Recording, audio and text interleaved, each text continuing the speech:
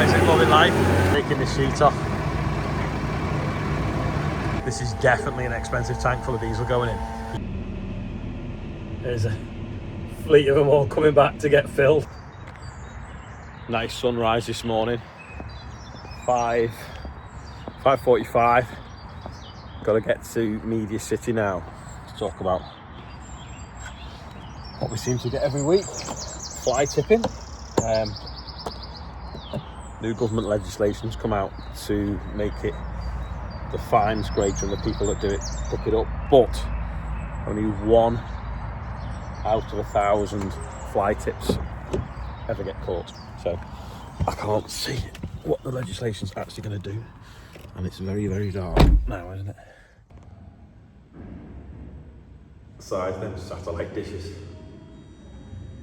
It's that as well. Big building. Normally someone gets a new sofa, they fly tip it, but here they keep it there for you. That's cool, isn't it? Knitted sofa. Cracking day. Back from BBC, obviously. I might, maybe it's a clip, see what you think. In fact, I'll put the BBC piece at the end of the video. That's probably best. When the diesel tank's getting low and the truck arrives, you're generally excited because it means that you're not going to run out. But knowing what's happened in the world at the moment and the price of oil and fuel has skyrocketed, that is not a nice sight. It's the sight that I wanted to see 3 weeks ago, topping the tanks up. But to be fair, we've done all right. We've not had to buy it for 3 or 4 weeks. But yeah, this is probably the most, I'm hoping this will be the most expensive fill up that we'll have this year. But who knows? It's all kicked off again at the gas fields.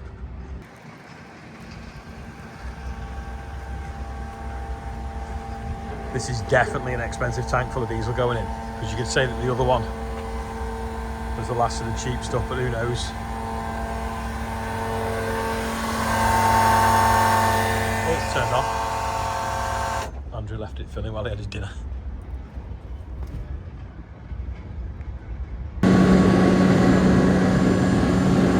Filled up, back to Hale. He's finished 1 block of land. Now on to the next block. Chase the spreaders. Andrew's also jumping on our spreader again today, so we'll have 4 going because Danny's coming giving us a lift so we can get it on quicker. He's just going to take out the field, and then Isaac from up the road had a go on it yesterday, and he's going to finish off this afternoon on a nice big field as well. Oh, pigeons are eating this field. It's so annoying. It's nice here. And then over there they graze the back of it off. All systems go here. We've got Danny helping us with his Massey and Roland's spreader.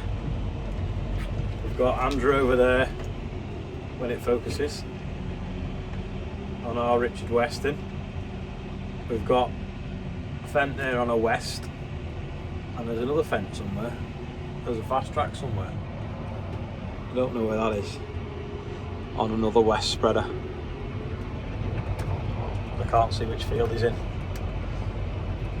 But there's like 120 acres probably on here to spread. Digger's loading them up now. There's the fast track over the horizon.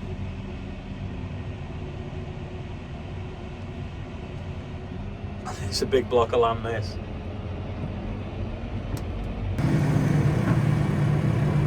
It's a bit soupy. Saying now that anything they're doing over winter, they've been starting sheeting it up, which will keep it nice and crusty like that bit. I can't imagine it's a very nice job taking the sheet off. But it'll definitely make it easy to spread because you won't have got the water soaking up into it.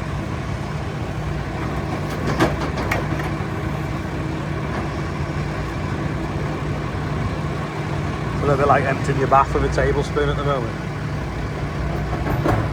Danny flat out there, a bit of Massey content for those that like Masseys.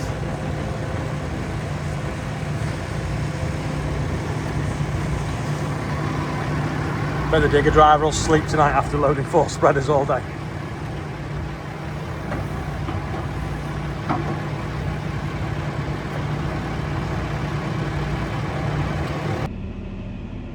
There's a fleet of them all coming back to get filled.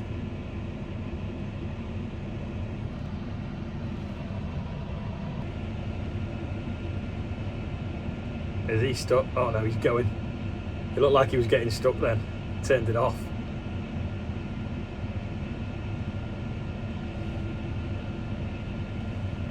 Quite wet, this headland. Good job the quad track can square it up. Back spreading on the barley. A little bit of yellow in there when it gets to flood at high tide. A bit of a hollow there and around them trees. Generally not looking too bad.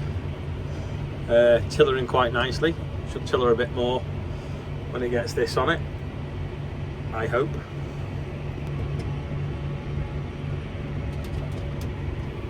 I've just done a thing for the newspaper talking about the cost of diesel, but imagine how much it costs to fill them tanks up. That's Stanlow oil refinery behind me, or in front of me. Them spreaders are doing a good job. It's impossible to walk across the ground without standing on any of it. But I was trying to get across to show you. This is some of the rocks, but the quad track will just completely iron them out in a second.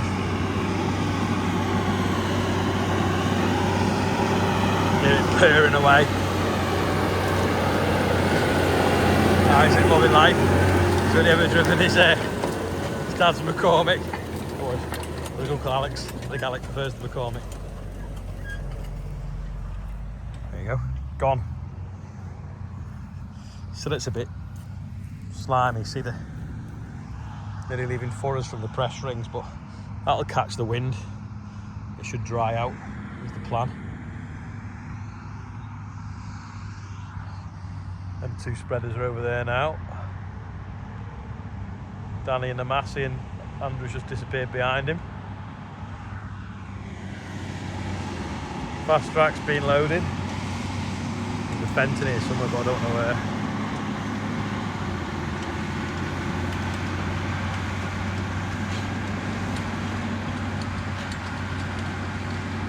I don't know where the fast track is. The Fenton.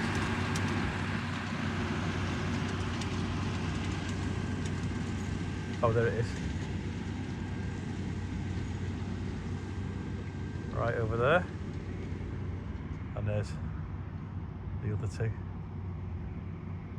Idea is batter it on today up here, work it all in today and tomorrow, and then the smell's gone for the weekend. But it actually doesn't smell that bad because it was heat treated. But nice crumb in that because of the cover crops. Kept it loose and open. Can I get all the tractors in one shot? 2, 3, 4, 5, get it in one span.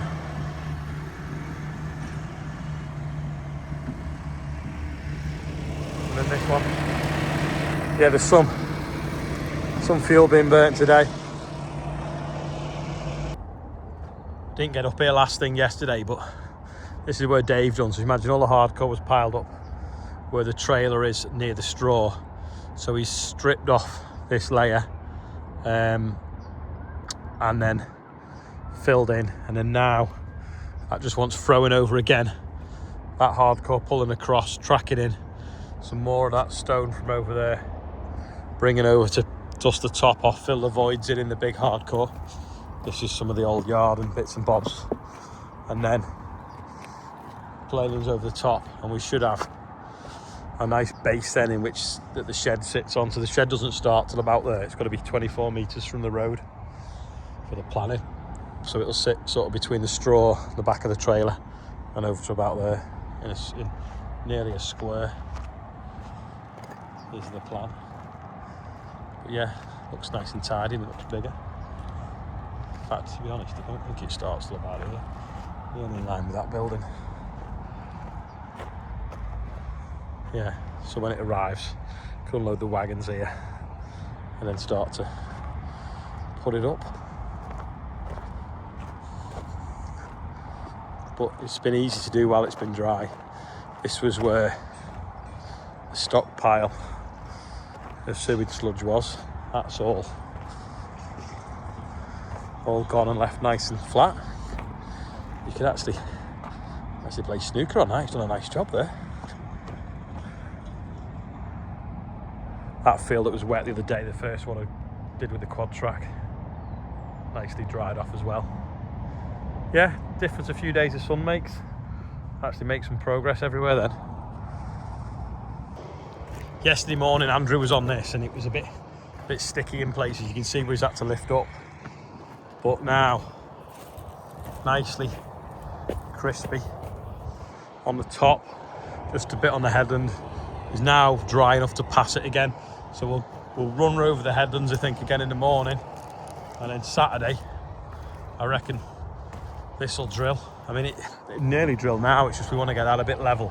And when we make that level, we'll bring up wetter material. It'll still be a bit sticky. So first job in the morning, we're going dark in a bit, so it's starting to go down now. First job in the morning, let it dry a bit overnight, run round these headlands, and yeah, get some more wheat drilled is the plan. Back in the office doing something for GB News about solar panels. I'll put it at the end of the video because you might not want to watch it, or you might want to watch it. And also I'll put the BBC breakfast thing as well before it, because again, it was about fly tipping. You might want to watch it, you might not. But I didn't want to put it inside the video, if that makes sense. Dead quick, today's birthdays. Ryan Wilson is 17 and Viv Yates is 66.667 plus VAT, so I'll leave you to do the maths. It's 1.2%, actually 20% on top of that. £112,120. So yeah, happy birthday everyone on there and anyone else whose birthday it is. That's all for today. Thank you for watching. See you tomorrow. Party has unveiled plans to convert 500,000 acres of countryside and farmland into net zero solar and wind farms by 2050. Now, the government's defended the targets as essential for building clean, homegrown power.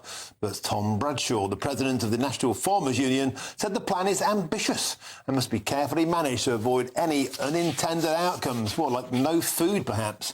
Let's now speak with the farmer, Olly Harrison. Olly, welcome to the show. It's been way too long. It's great to see you. Here we go again. Let's put 500,000 acres of farmland under solar panels and wind turbines. What about food?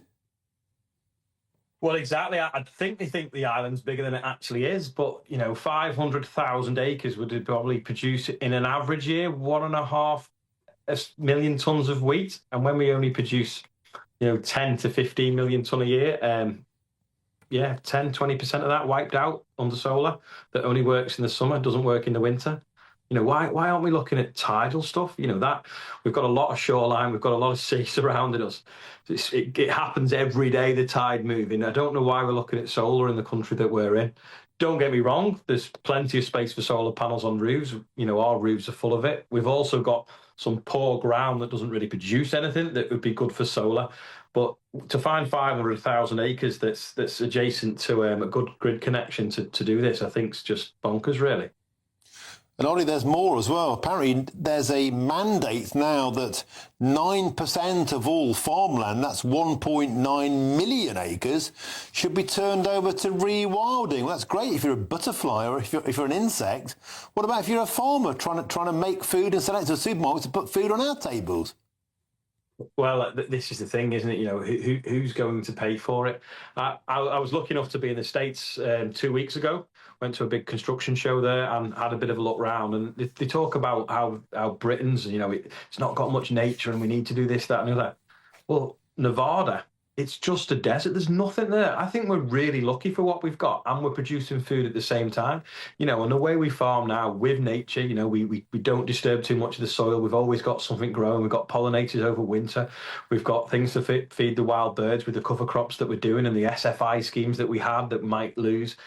I don't know why we're dishing ourselves down. We're actually, Britain's pretty green and beautiful, and we should be proud of that, and we should keep it that way. Not cover it in photovoltaic cells, or start planting trees where they're not needed when people are going hungry. we need to be a little bit sensible here and look at the stuff. It was called sustainable farm incentive for a reason. You know, it keeps the farm sustainable and it also encourages nature. They're the avenues we want to be going down, not just disregarding bits of ground, because, you know, it wasn't that long ago since we were digging for victory when you look in historical terms. And Olly Harrison, quickly, if we could, when we look at what's happening in the Middle East now, surely we need to be self-sufficient even more. Let's grow British, feed British and keep it local. Exactly. You know, we all know it's cheaper to eat in than it is to eat out. And if you look at the country as a whole, you know, we need to produce as much as we can when we can, rather than export all our currency out, bringing food back in. We've exported our fertiliser production. You know, it's biting us on the bum now. We've not got any of our own gas. We've not got any of our own production. And we're getting held to ransom over it now. There's farms that will actually get it this year. Olly Harrison, we have to leave it there. Thank you very much indeed. Now, the Environment Minister, Emma Reynolds, defended the targets as essential for building clean, homegrown power and added the framework represents a coherent national vision for how we use our land. Up next... Well, now to Anna Willets, who's an environmental criminal defence lawyer, and also with us, Olly Harrison, who's a farmer. Morning. Welcome back to you both. Nice to see you. And Anna, we were talking about this just a few weeks ago, weren't we? And, you know, you see those pictures and we've talked about how damaging this can be. How do you enforce something like this? How do you make people pay fines? It's very difficult. This kind of offending, as shocking as it is and awful seeing those pictures, it's not quite the same as glassing somebody in a pub on a Friday night where everyone's seen it, it's probably been videoed, we can all see it happening.